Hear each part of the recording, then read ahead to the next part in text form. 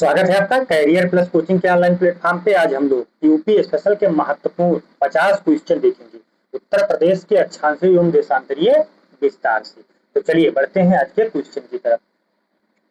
आज का पहला क्वेश्चन कह रहा है कि उत्तर प्रदेश की मुख्य भूमि का अक्षांशीय विस्तार कितना है।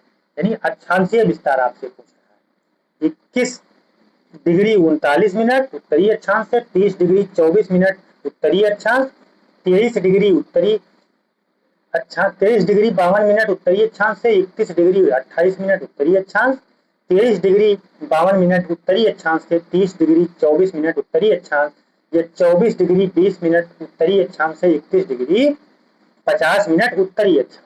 तो कौन सा विकल्प आपका सही हो जाएगा इसमें? सी विकल्प, क्योंकि उत्तर प्रदेश की स्थिति जो है ना वो 23 डिग्री 52 मिनट उत्तरी अक्षांश से 30 डिग्री 24 मिनट उत्तरी अक्षांश तक है। तो विकल्प कौन सा सही हो जाएगा आपका? सी विकल्प। ठीक है,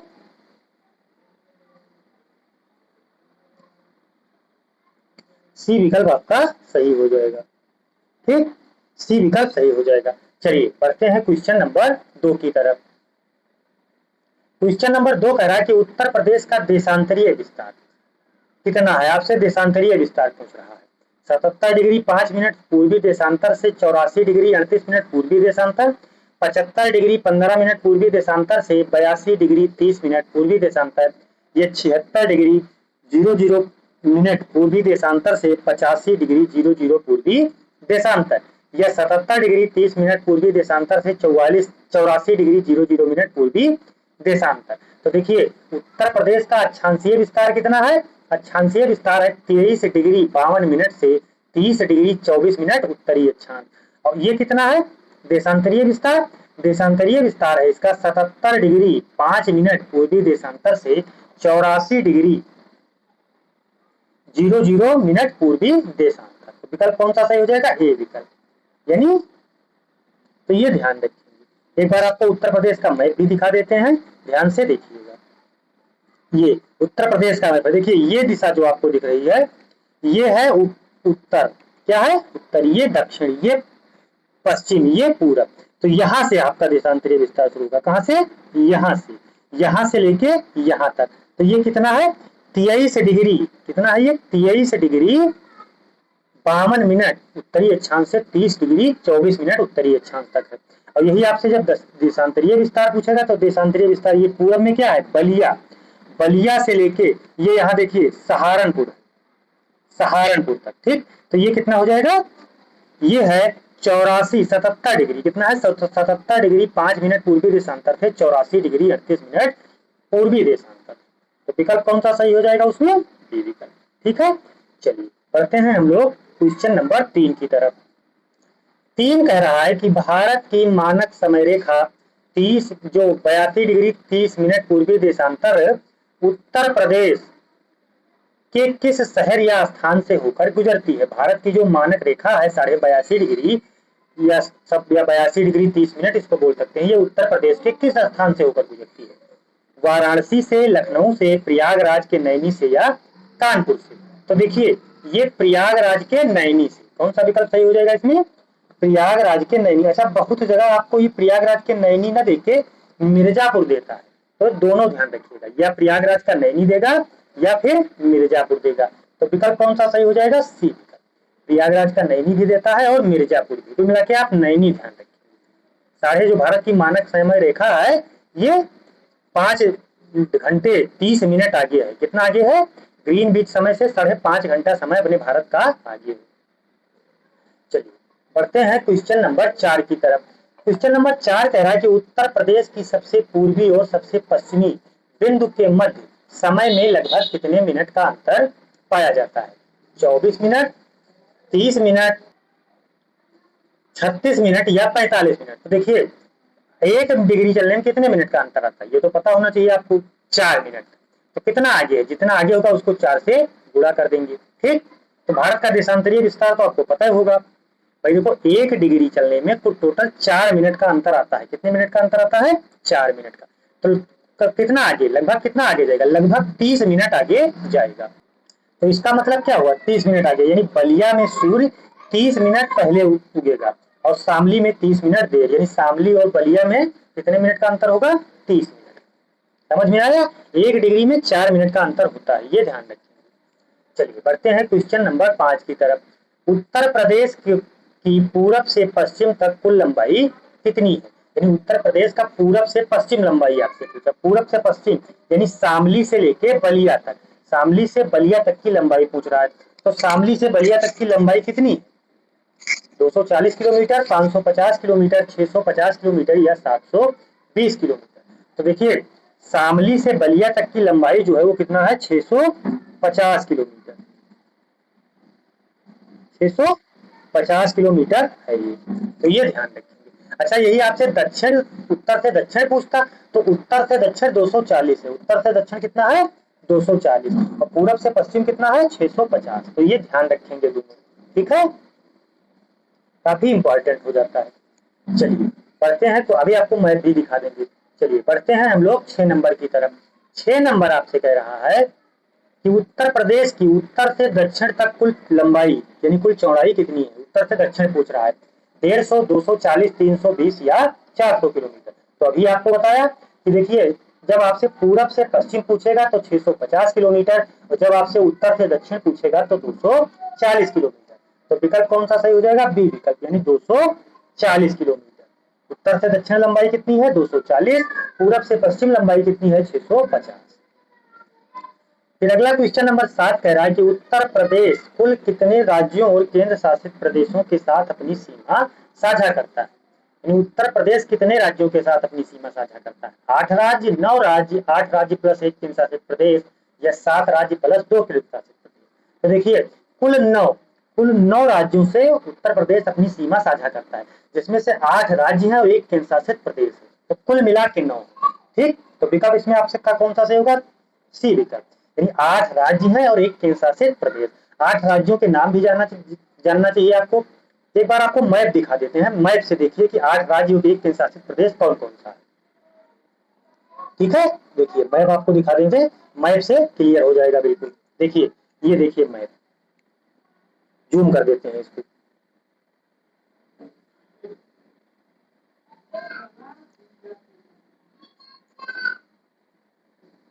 देखिए इधर इधर पहले देखिए,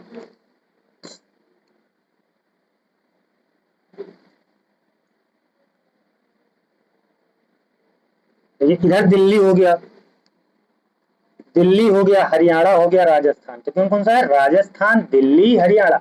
दिल्ली जो ये आपको दिख रहा है यही केंद्र शासित प्रदेश है, बाकी ये सब राज्य है। फिर आप इधर आएंगे, इधर देखिए पंजाब से नहीं साझा करता, हिमाचल प्रदेश। तो देखिए राजस्थान, दिल्ली, हरियाणा, हिमाचल प्रदेश, उत्तराखंड।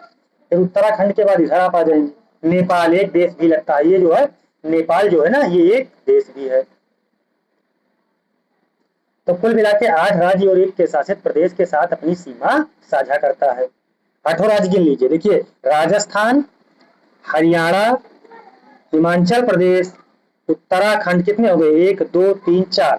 इधर नेपाल एक देश है, नेपाल नहीं काउंट करेंगे। बिहार, फिर छत्तीसगढ़, और ये इधर झारखंड है, ये झारखंड, और ये मध्य प्रदेश। तो कुल कितने राज्य हो गए? 8। 1 2 3 4 5 6 7 8, और एक ये दिल्ली केंद्र शासित प्रदेश। तो 8 राज्यों के साथ और 1 केंद्र शासित प्रदेश के साथ, कुल मिला के 9। एक ये छत्तीसगढ़ है। ठीक, तो विकल्प आपका कौन सा सही हो जाएगा उसमें?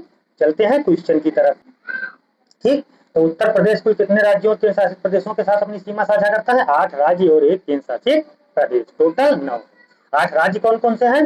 राजस्थान हो जाएगा, मध्य प्रदेश हो जाएगा, छत्तीसगढ़, हरियाणा, हिमाचल प्रदेश, उत्तराखंड, बिहार। ये इतने राज्य हो गए, और 1 केंद्र शासित प्रदेश जो दिल्ली है। ठीक, चलिए पढ़ते हैं 8 नंबर की तरफ। 8 नंबर कह रहा है कि उत्तर प्रदेश का सबसे लंबा और सबसे छोटी सीमा रेखा, उत्तर प्रदेश के साथ सबसे लंबी और सबसे छोटी सीमा रेखा बनाने वाला राज्य कौन सा है? बिहार और उत्तराखंड, मध्य प्रदेश और हिमाचल प्रदेश, मध्य प्रदेश और हरियाणा, राजस्थान और छत्तीसगढ़। तो सबसे लंबी सीमा तो मध्य प्रदेश के साथ बनाता है। उत्तर प्रदेश की सबसे लंबी सीमा किसके साथ लगती है? मध्य प्रदेश के साथ। और सबसे छोटी सीमा हिमाचल प्रदेश के साथ। अभी मैप में आपने देखा था। तो सबसे लंबी सीमा मध्य प्रदेश और सबसे छोटी सीमा हिमाचल प्रदेश। तो विकल्प आपका कौन सा सही हो जाएगा? बी। ठीक है, चलिए पढ़ते हैं हम लोग क्वेश्चन नंबर 9 की तरफ।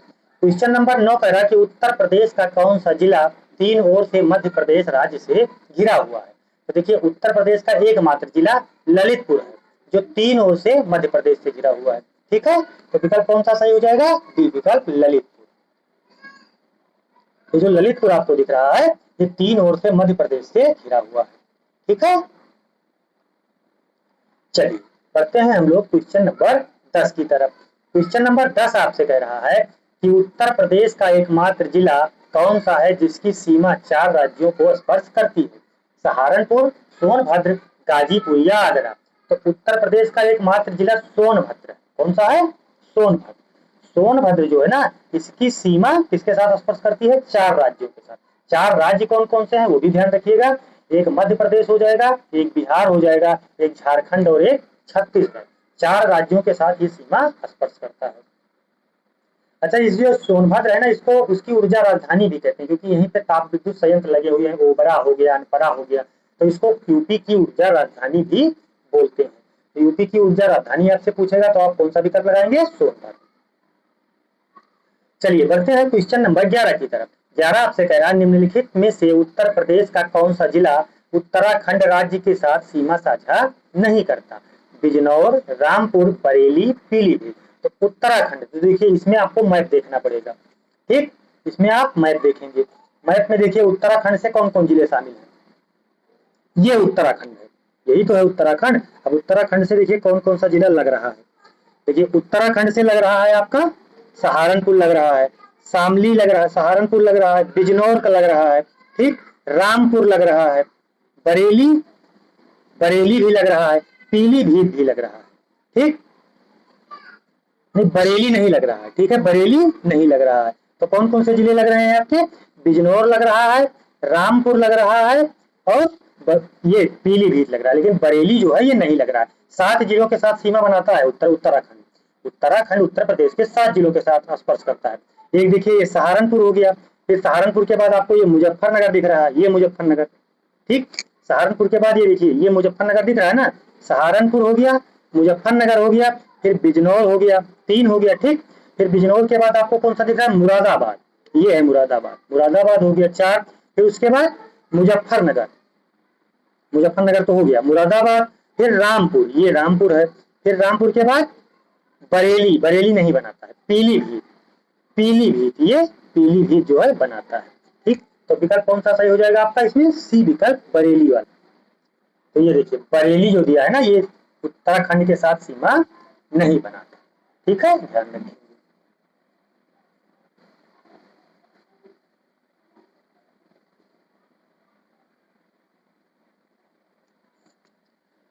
चलिए बढ़ते हैं हम लोग क्वेश्चन नंबर 12 की तरफ। 12 कह रहा है कि ये कौन सा क्वेश्चन? अच्छा जूम है ना, जूम आउट करना है इसको। उत्तर प्रदेश के कितने जिले दिल्ली एनसीआर के साथ अपनी भौतिक सीमा साझा करते हैं? तो कितने जिले हैं उत्तर प्रदेश के? कितने जिले? 2 जिले, 3 जिले, 6 जिले या 8 जिले? तो देखिए उत्तर प्रदेश के 2 जिले हैं जो दिल्ली के साथ अपनी सीमा साझा करते हैं। तो कौन कौन सा हो जाएगा? एक गाजियाबाद है और एक गौतम बुद्ध नगर, इसी को नोएडा भी बोलते हैं। ठीक है, तो उत्तर प्रदेश के कितने जिले हैं जो दिल्ली एनसीआर के साथ साझा करते हैं अपनी सीमा? 2 जिले, नोएडा यानी गौतम बुद्ध नगर और गाजियाबाद। ठीक है, चलिए बढ़ते हैं क्वेश्चन नंबर 13 की तरफ। 13 कह रहा है कि बिहार राज्य की सीमा को स्पर्श करने वाला उत्तर प्रदेश के जिलों की कुल संख्या कितनी है? यानी आपसे ये पूछ रहा है कि बिहार राज्य से उत्तर प्रदेश के कितने जिले स्पर्श करते हैं? 5, 6, 7, 8। तो देखिए 7 जिले, बिहार राज्य से 7 जिले और उत्तराखंड राज्य से भी 7 जिले। तो ये सब ध्यान रखेंगे, बिहार से भी 7, उत्तराखंड से भी 7।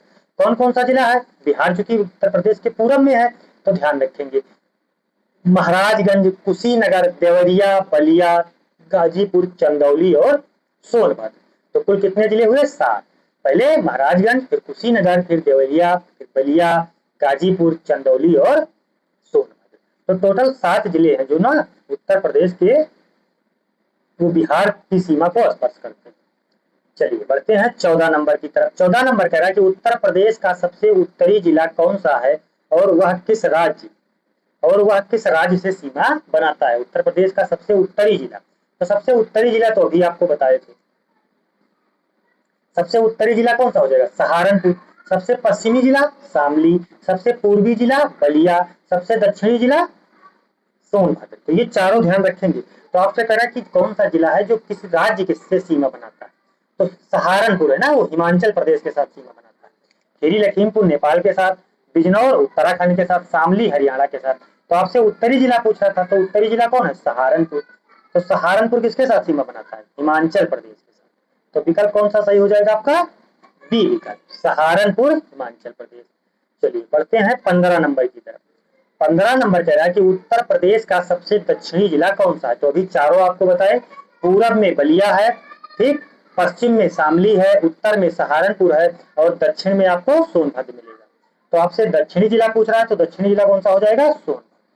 विकल्प सी सही हो जाएगा, सोनभद्र। चलिए बढ़ते हैं 16 नंबर की तरफ। उत्तर प्रदेश का कौन सा जिला हरियाणा राज्य से 2 बार अलग होता है यमुना नदी के द्वारा। यानी यमुना नदी के द्वारा ऐसा कौन सा जिला है उत्तर प्रदेश का जो हरियाणा राज्य से 2 बार अलग होता है। बागपत, शामली, अलीगढ़, गौतम बुद्ध नगर। ठीक, तो देखिए ये हो जाएगा शामली। शामली जिला हरियाणा को टच करता है और ये यमुना नदी के द्वारा 2 बार अलग भी होता है। ठीक है, ये 2 बार अलग भी होता है। इसके बीच यमुना नदी जो है ना वो प्राकृतिक सीमा बनाती है शामली की। ठीक, तो विकल्प कौन सा सही हो जाएगा, बी विकल्प, शामली। 17 नंबर कह रहा है निम्नलिखित में से राजस्थान राज्य की सीमा को स्पर्श करने वाला उत्तर प्रदेश के जिले कौन से हैं।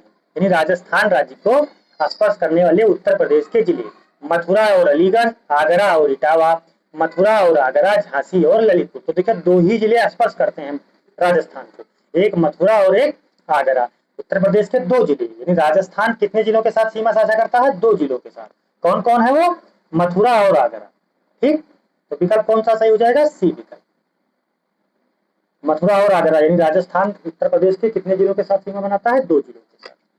दिल्ली भी 2 ही जिलों के साथ सीमा बनाती है। और बाकी आप बिहार देखे, झारखंड देखे, बिहार देखे, और ये वो बिहार 7 जिलों के साथ बनाता है, नेपाल 7 जिलों के साथ बनाता है, और एक आप अभी और पढ़ रहे थे उसमें भी 7 जिले ही हैं। ठीक है, फिर आ गया 18 नंबर। 18 नंबर है उत्तर प्रदेश का कौन सा जिला क्षेत्रफल में सबसे बड़ा और कौन सबसे छोटा है। आपसे पूछ रहा है कि क्षेत्रफल के अनुसार उत्तर प्रदेश का सबसे बड़ा जिला और सबसे छोटा जिला। तो सोनभद्र और हापुड़, खीरी लखीमपुर और हापुड़, लखीमपुर खीरी और भदोही, प्रयागराज और शामली। तो प्रयागराज जनसंख्या सबसे ज्यादा है प्रयागराज में। ठीक, और हापुड़ सबसे छोटा है। क्षेत्रफल के अनुसार हापुड़ सबसे छोटा है। सबसे बड़ा जिला क्षेत्रफल के अनुसार कौन है, खीरी लखीमपुर। तो विकल्प कौन सा सही हो जाएगा, खीरी लखीमपुर, यानी लखीमपुर खीरी और हापुड़। ये लखीमपुर खीरी और हापुड़ दिया है, ये लखीमपुर खीरी क्षेत्रफल के अनुसार सबसे बड़ा है और हापुड़ क्षेत्रफल के अनुसार सबसे छोटा जिला है। चलिए बढ़ते हैं क्वेश्चन नंबर 19 की तरफ। 19 कह रहा है कि उत्तर प्रदेश किस एकमात्र देश के साथ अंतरराष्ट्रीय सीमा साझा करता है।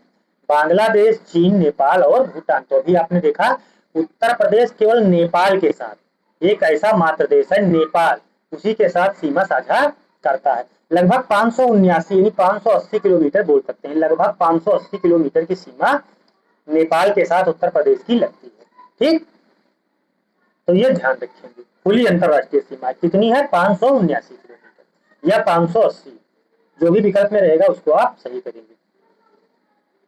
चलिए बढ़ते हैं 20 नंबर की तरफ। नेपाल की सीमा को स्पर्श करने वाले उत्तर प्रदेश के जिलों की संख्या कितनी है। तो ये तो अभी आपको बताए थे 5, 6, 7, 8। तो देखिए उत्तर प्रदेश का 7 जिला नेपाल के साथ सीमा साझा करता है। कितने जिले हैं, 7 जिले। ठीक है, उत्तराखंड के साथ कितने जिले हैं, 7 जिले। बिहार के साथ कितने जिले हैं, 7 जिले। नेपाल के साथ 7 जिले। तो ये सब ध्यान रखेंगे। 7 जिले कौन कौन से हैं ये भी सुन लीजिए। पीलीभीत हो गया, लखीमपुर खीरी हो गया, बहराइच हो गया, श्रावस्ती हो गया, बलरामपुर हो गया, सिद्धार्थनगर और महाराजगंज। ठीक, यानी जो तराई बेल्ट आपको दिखाई पड़ता है वो सब नेपाल के साथ सीमा साझा करते हैं। चलिए बढ़ते हैं 21 नंबर की तरफ। 21 नंबर कह रहा है कि भूगर्भिक दृष्टि से उत्तर प्रदेश निम्नलिखित में से किस प्राचीनतम भूखंड का हिस्सा है। यानी उत्तर प्रदेश किस प्राचीनतम भूखंड का हिस्सा है, आपसे पूछ रहा है। अंगारा लैंड का, गोंडवाना लैंड का, तेथिस सागर का या दक्कन ट्रैप का। तो देखिए उत्तर प्रदेश जो है ना ये प्रायद्वीपीय पठार से इसका विस्तार है। ठीक, प्रायद्वीपीय पठार का उत्तरी विस्तार ही तो है ये। तो ये गोंडवाना लैंड का हिस्सा है। किसका हिस्सा है? गोंडवाना लैंड का। ठीक। और प्री कैम्ब्रियन काल की चट्टानें हैं पाई जाती हैं। गोंडवाना लैंड में कैसी चट्टानें पाई जाती हैं? प्री कैम्ब्रियन चट्टानें पाई जाती हैं। तो विकल्प कौन सा सही हो जाएगा आपका? बी विकल्प, गोंडवाना लैंड। उत्तर प्रदेश किसका हिस्सा है? गोंडवाना लैंड का। 22 नंबर कह रहा है कि उत्तर प्रदेश को मुख्य रूप से कितने भौतिक भागों में विभाजित किया जाता है? तो 2, 3, 4, 5। तो उत्तर प्रदेश को मुख्य रूप से कितने भागों में विभाजित किया जाता है? 3 भागों में। विकल्प कौन सा सही हो जाएगा? बी विकल्प, 3 भागों में। ठीक है। 3 भाग कौन कौन से हैं तो पता होना चाहिए। नंबर 1 आपका हो जाए गंगा यमुना का मैदान हो गया, एक भावर और तराई क्षेत्र हो गया। ठीक। और एक हो गया बुंदेलखंड क्षेत्र। तीनों क्षेत्र ध्यान रखेंगे। एक गंगा यमुना का मैदान हो गया, गंगा यमुना के बीच का दोआब जिसको बोलते हैं, गंगा यमुना का दोआब हो गया। एक भावर या तराई क्षेत्र जैसे जो नेपाल से सटा है ना, पहाड़ी इलाकों से, उसको भावर या तराई क्षेत्र बोलते हैं। और एक दक्षिण का पहाड़ी है, दक्षिण का पठार, बुंदेलखंड हो गया, बघेलखंड हो गया, एक ये सब। तो कुल मिला के 3 क्षेत्रों में विभाजित किया गया है। चलिए 23 नंबर कह रहा है कि कंकड़, पत्थर और मोटे बालू से निर्मित उत्तर प्रदेश की उत्तरी संकीर्ण पट्टी वाले क्षेत्र को क्या कहा जाता है?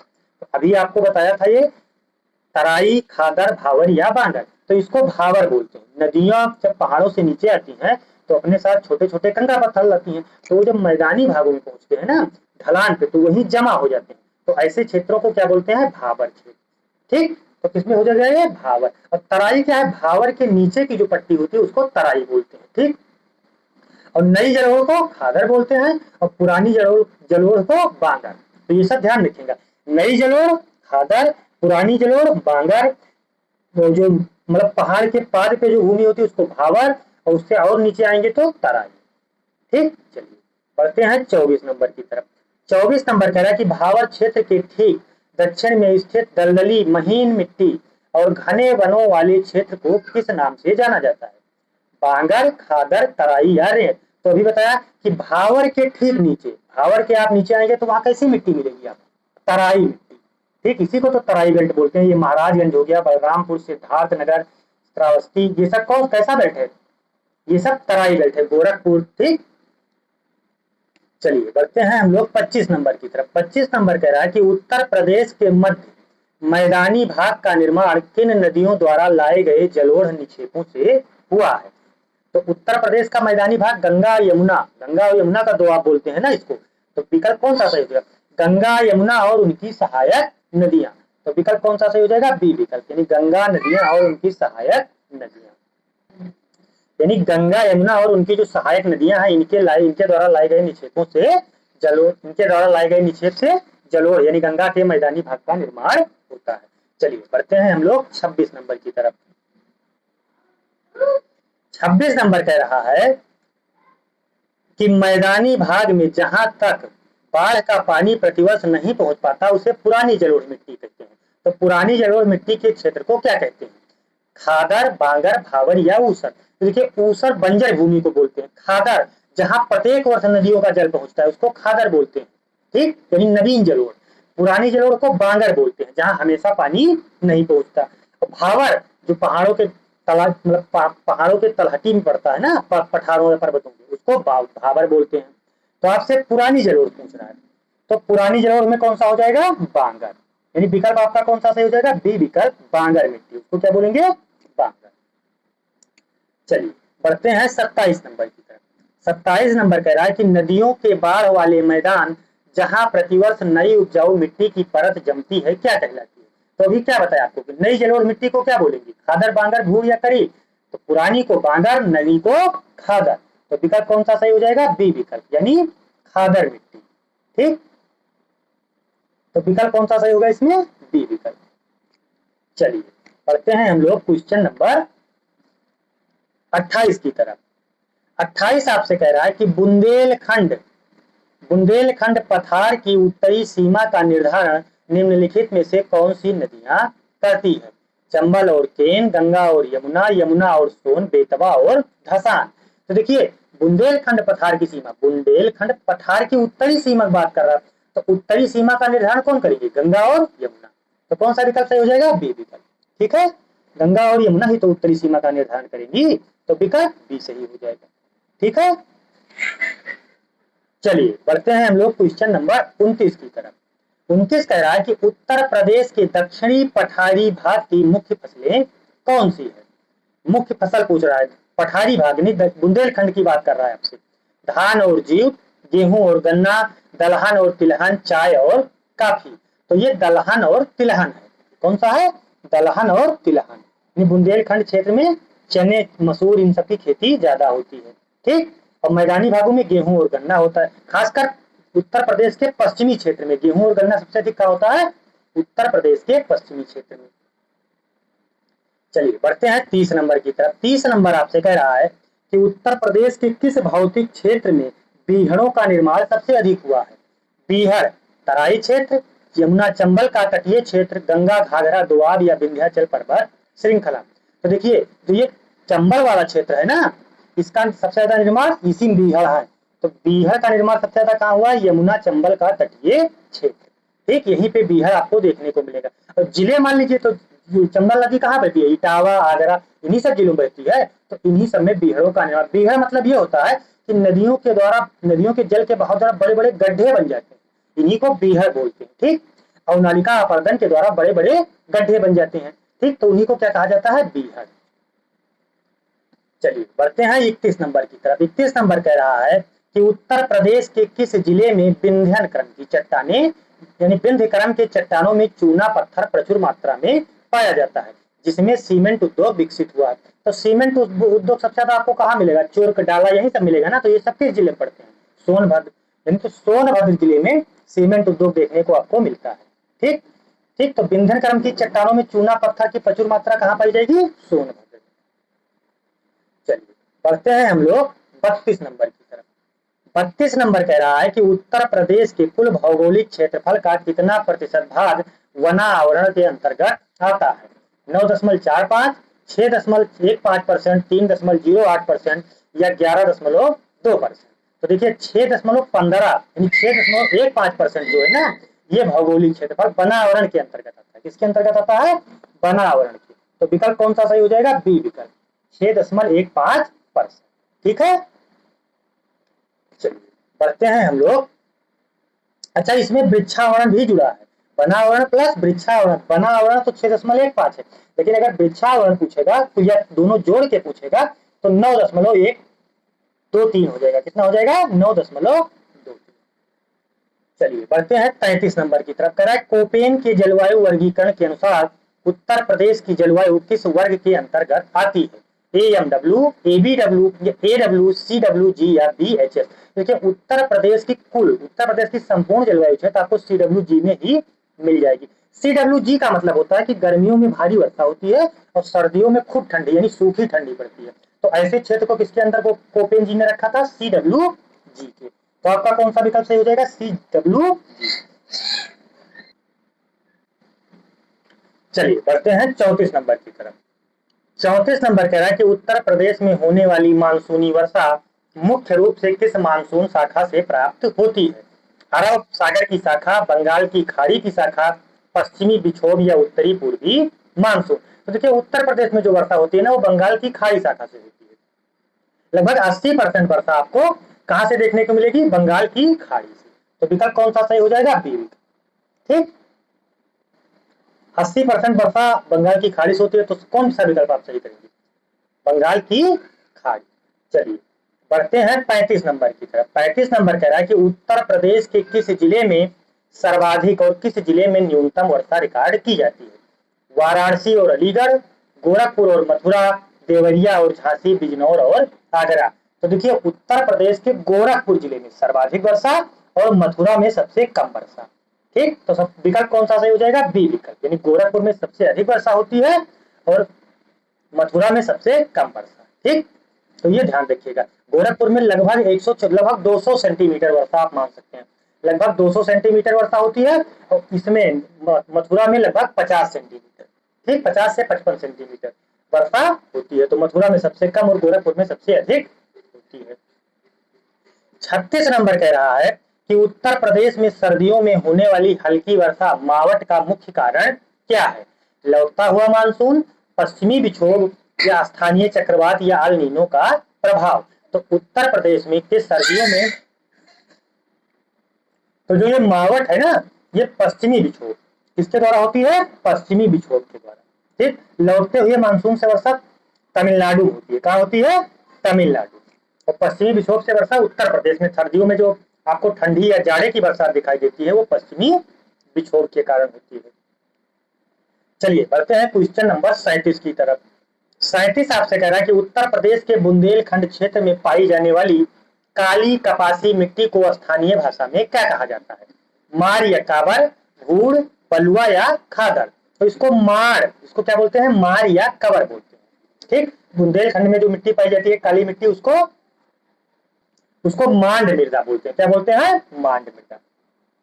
अच्छा, काली मृदा में एक खासियत ये है कि ये सूखी होने पर इसमें बड़ी बड़ी दरारें पाई जाती हैं, तो इसको स्वतः जुताई वाली मृदा भी कहते हैं। इसमें कपास और चने की अच्छी खेती होती है।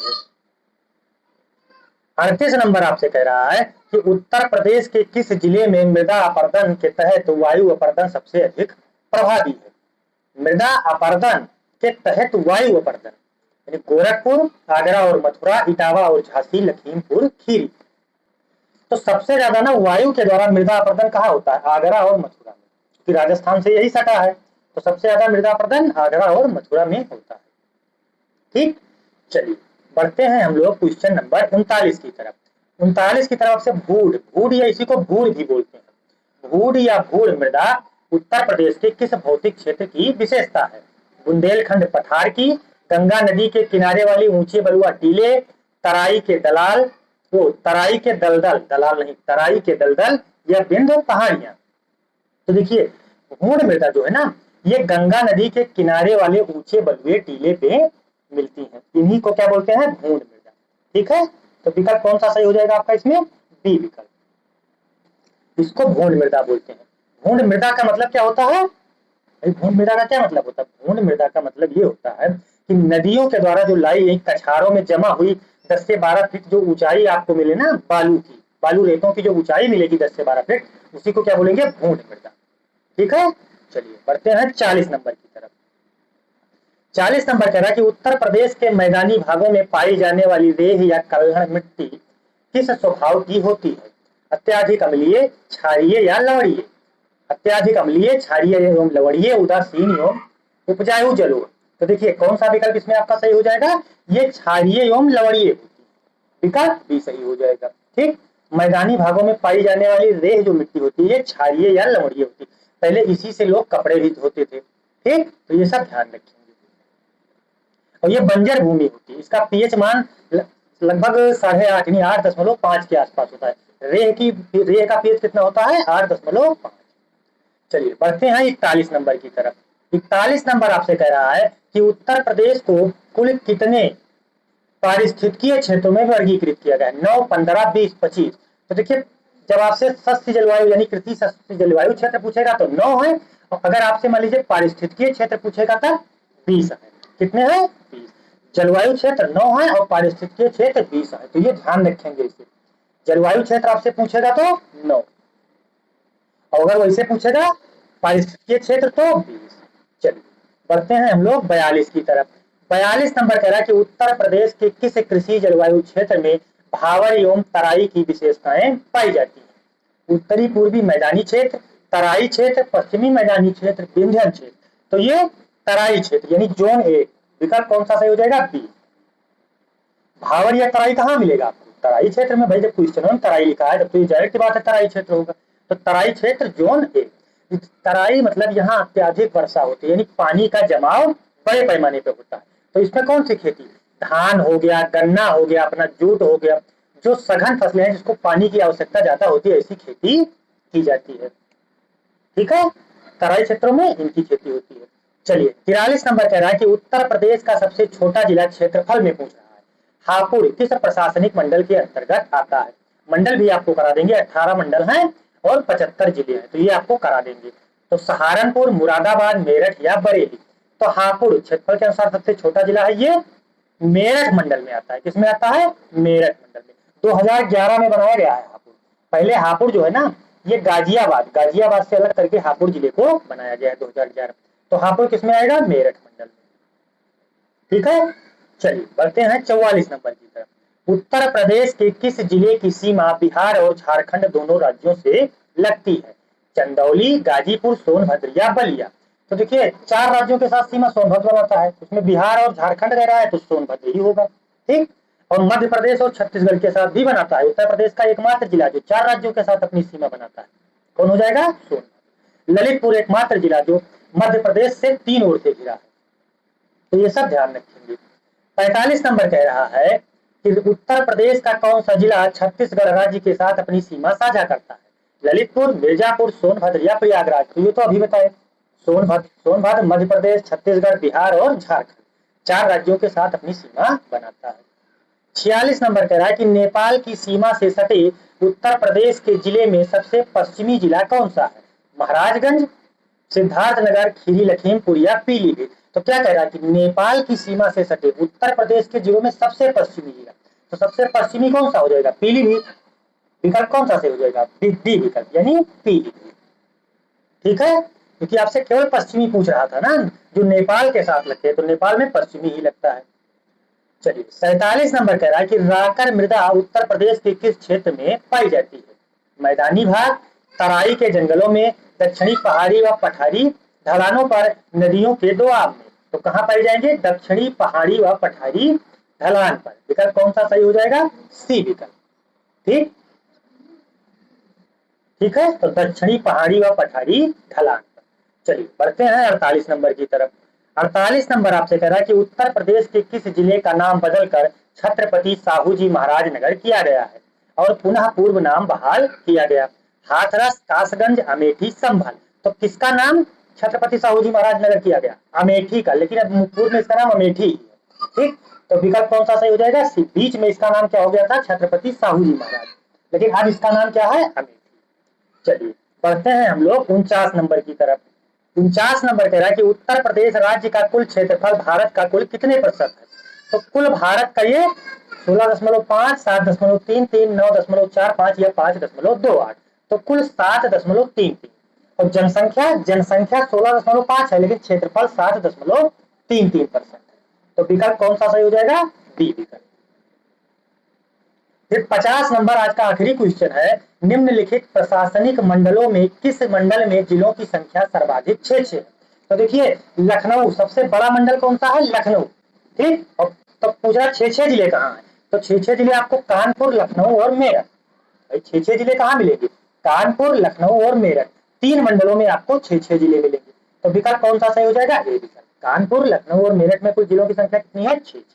ठीक है, देखिए 50 क्वेश्चन थे, बाकी कमेंट में आप बताएंगे क्लासेज आपको कैसी लगी। और बाकी वीडियो चैनल को सब्सक्राइब और वीडियो को लाइक अवश्य कर दिया करें, और बेल आइकन भी ऑन कर लें जिससे आपको नोटिफिकेशन मिलता रहे। धन्यवाद, मिलते हैं नेक्स्ट सेशन में।